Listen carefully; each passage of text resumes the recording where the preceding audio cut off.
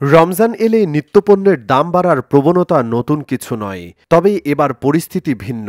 বুট, পেঁয়াজ, চিনি, খেজুর, ডালসহ বেশ কিছু পণ্যের দাম কমেছে, আর বাজারে সরবরাহ স্বাভাবিক রয়েছে। আবার সব ধরনের সবজির দামও রয়েছে ক্রেতাদের নাগালের মধ্যে। এতে স্বস্তিতে ক্রেতারা। তবে ভোজ্য তেলের সংকট রয়েছে বাজারে। রমজানকে ঘিরে পণ্যের দাম বাড়ার যে প্রবণতা আমরা দেখেছি, এবার তার উল্টো চিত্র। বাজার মনিটরিং, আমদানি বাড়ানো এবং সরবরাহ নিশ্চিত করায় বুট, পেঁয়াজ, খেজুর, চিনিসহ নিত্যপণ্যের দাম কমেছে। গত বছর এই সময় চিনি, বুট, পেঁয়াজ আর খেজুরের দাম অনেক বেশি ছিল, এবার বেশ কম।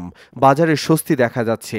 বাণিজ্য মন্ত্রণালয়ের তথ্য অনুযায়ী এবছর রমজানকে কেন্দ্র করে আগেই পর্যাপ্ত পণ্য আমদানি ও মজুদ নিশ্চিত করা হয়েছে।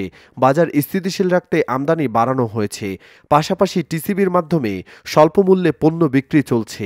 বাজারে কোনো কৃত্রিম সংকট তৈরি করতে দেওয়া হবে না জানিয়েছেন। 200 টাকা কেজি পেঁয়াজ খাসি, 200 টাকা মরিচ খাসি, এবার খাওয়া হচ্ছে 30 টাকা কেজি মরিচ, 30 টাকা পেঁয়াজ, 30 টাকা আলু, 20 টাকা, 10 টাকা, 70 টাকা কেজি আসে। এখন মেলা দাম কমছে, খালি তেলের দামটা না কমেনি। তেলের দাম কমলে বলে আমরা একটু গরিব মানুষেরা বাঁচতে পারি। বাজার লোকজনের সঙ্গে যতই বাড়তিছে ততই দেখা যাচ্ছে দ্রব্যমূল্যের দাম আরো ঊর্ধ্বগতি হয়ে যাচ্ছে। যদি বাজার প্রশাসনের যারা নিয়ন্ত্রণ করতে পারে, তাহলে বিষয়টা খুব সহনীয়ভাবে নিয়ন্ত্রণ করা সম্ভব। রমজানে পণ্যের দাম বৃদ্ধি নিয়ে বরাবরই দুশ্চিন্তায় থাকেন সাধারণ মানুষ। তবে এবার বাজার পরিস্থিতি ভিন্ন। সরকার ও ব্যবসায়ীদের সমন্বিত উদ্যোগে নিত্যপণ্যের বাজার এখন পর্যন্ত স্থিতিশীল রয়েছে। এ ধারা বজায় থাকলে রোজাদারদের জন্য এটি হবে বড় স্বস্তির বিষয়।